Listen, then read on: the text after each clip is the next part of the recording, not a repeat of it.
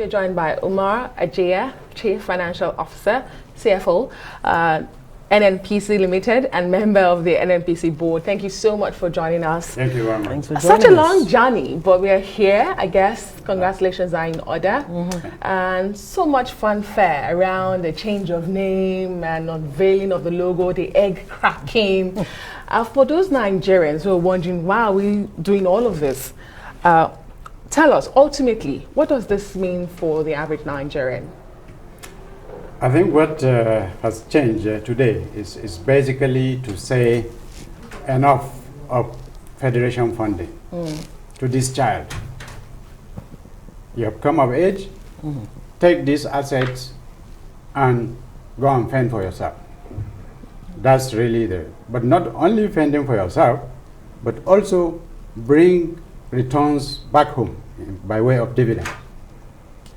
So the company has been formed, and Mr. President, as the shareholder representative, together with the Honorable Minister of Finance as the second shareholder, have transferred assets worth about $60 billion to this new company.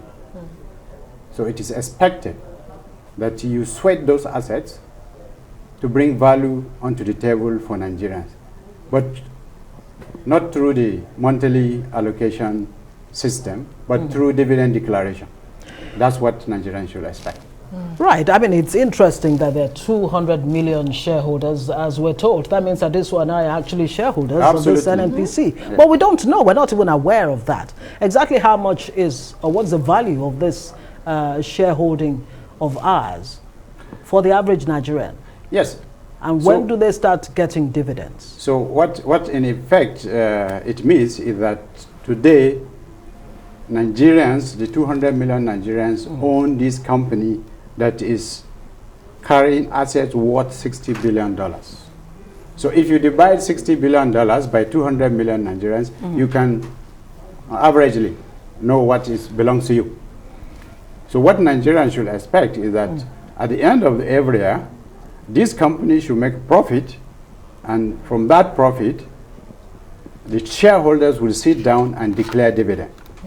And that dividend will be now swept into the federation account, and therefrom it will be distributed to the 3 tiers of government, and the Nigerians will have it utilized for themselves by the leaderships at those levels. You know, I like the analogy that you use, that, you know, you've come of age, go and fend for yourself. But there are fears. There are those who say this is just a new bottle, the same old wine. Yes, you're fending for yourself. You should make profit. That's the expectation. You should make profit. But when you have oil theft, not meeting production targets, refineries not working, subsidy controversy, we all know these issues. How likely are these going to affect you attracting foreign investment? Because we do know you need those huge money coming in. So how are these factors, how have they changed? And how do you attract investors with them existing? Look, I think the operating environment will make it much more easier for lenders to give us money to invest in this business. If you recall, during the midst of the COVID, where nobody was traveling, actually sitting in the office in the towers, we had raised $1 billion for foreign direct investment into our business. So what has changed, or what will change now, is that as a corporation, people who are afraid to lend you money because you are technically being controlled either directly or remotely by the federal government or the federation, of which you will be made to do expenditures that are outside your purview. But with company position, you can't do that. So essentially, we have even demonstrated profitability from the corporation baseline, not to talk of now that we're a limited liability entity. So there's no reason why we can't really declare profit to Nigerians. Right, but the federal government says it will continue to determine petrol prices despite transition to, you know, commercial entity. Exactly why, and how's this going to work? And at the end of the day, how is it going to affect the cost of petrol for the average Nigerian? That is actually a decision made at the government level. But what it means is that the Honorable Minister of Finance had said at that time that following the PIA, technically subsidy is off the table. But however, seeing the condition in which the country is, and also what is prevailing across the globe in terms of suffering and what have you. Now the National Assembly that passed the PIA had actually come back to appropriate almost 4 trillion naira as subsidy in the interim. Now, post that timing, what it means is that subsidy will disappear. But even within the period that we are now a limited liability entity, the cost of that subsidy is not going to be borne by us as a limited liability company. Okay. We will be purchasing these PMS on behalf of the Federation. So the Federation will bear the cost of the subsidy. We will just be providing an agency role. So what you're saying in essence, commercial as far as subsidy is concerned, not much is really going to change, at least not in the foreseeable future. Until the 18 months window set aside by government has elapsed. Okay. And so, you know, with this change and becoming a commercial entity, you do not only acquire the assets, you also acquire liabilities. Absolutely. So would it be correct to say that NNPC's valuation is based on the assets of $60 billion? Or does what it about the include liabilities? the liabilities? This is a net, net assets position. Net assets. What about the liabilities? That's net of the liabilities. We have taken the assets and the liabilities along with them. So the net position is a $60 billion envelope. Right. Interesting. The Minister of State for Petroleum, speaking with Charles Aniagolu there, you know, talked about the options on the table down the line, whether to privatize or to, you know, take it out there as a PLC. What exactly, as a board member, what would be your own recommendations? What would be the option, the best option that will serve both government, the board, of course, shareholders, Nigerians? At the moment, today, the company is owned 50% by MOFI and 50% owned by MOPI, Federal Ministry of Finance and Federal Ministry of Petroleum Resources. Technically, it's owned 100% by the Federation. Okay. So for you to completely go out of any control, you need to bring in the private shareholders into the shareholding structure of the company. Our target is to work towards IPO readiness, and what it means is that in a year's time, we should be in a position to say we are ready for IPO where other Nigerians can buy into this company, subject to the approval of the shareholders. This is already in the law as passed by the National Assembly. Okay. You know, in the past 3 or 4 years or so, 3 years since the assumption of office by the now group CEO, Mele Kyari, we've seen some level of transparency, some would say, with disclosure of statements. But would you say that, you know, transparency just begins and ends with disclosure? What about accountability and verifiability? For instance, the cargoes bringing in our imported refined petrol. We do not know the quantity. We do not know who are the people who are doing this. Those sort of information, are they the kind of information Nigerians will now have access to? Or is it just, you know, like we declare dividends, you know, the company is running? How about that verifiability, accountability? Precisely. When we came on board 3 years ago, we joined actually not only NIT but EIT in terms of transparency. Accountability is what we have done every month with the Federation through regular meetings with the relevant agencies, revenue mobilization, the Governors Forum, the FAC meeting, to demonstrate to them what revenue has accrued to the Federation and what expenditure has been incurred on behalf of the Federation. But most importantly is that whilst you are importing the fuel on behalf of the Federation, you as the player or the importer, actually you should not be the one to verify on behalf of the Federation in terms of validation.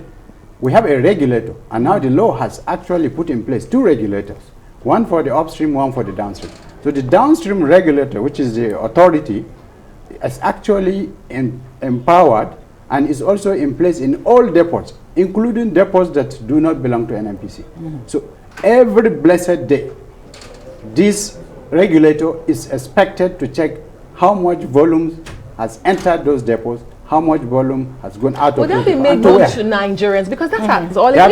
Even the National Assembly has a problem with that. We do not know our consumption level as a country. We continue to push these huge sums of amount to subsidy, but we do not even know how many liters we're consuming as a country. Yeah. So, and Nigerians going to be privy to such information. To change. Because nobody has actually sat down to do an empirical study.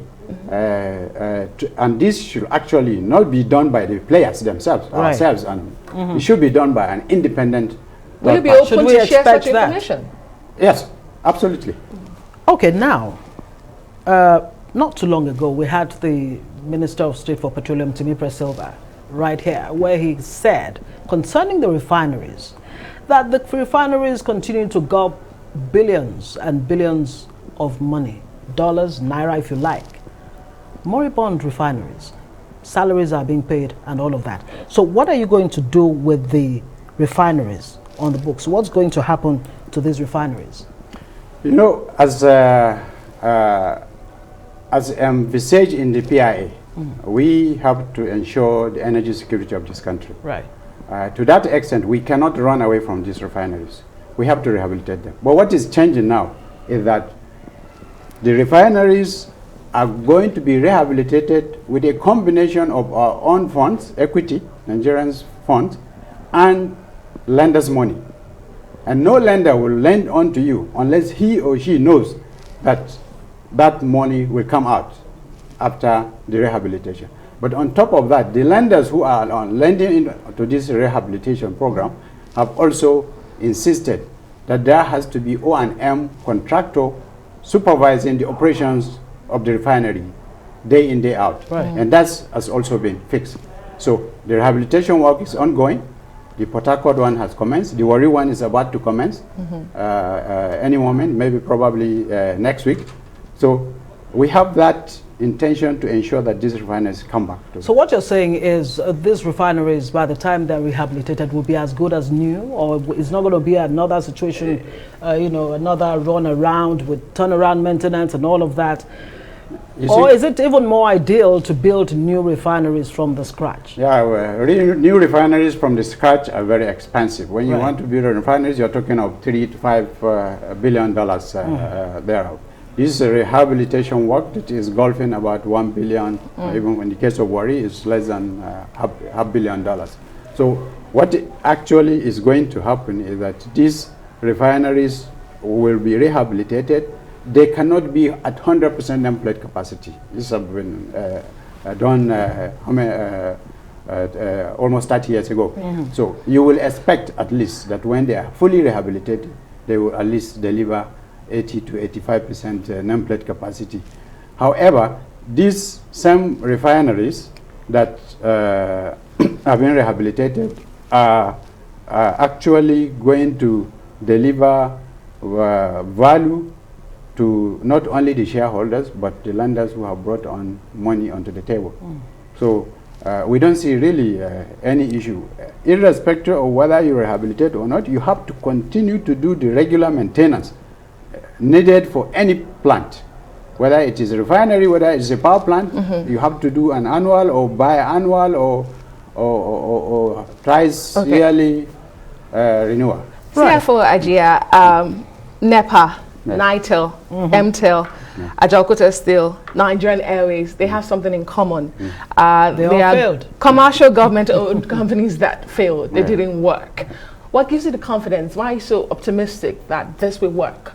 Explain it to Nigerians who are still doubtful.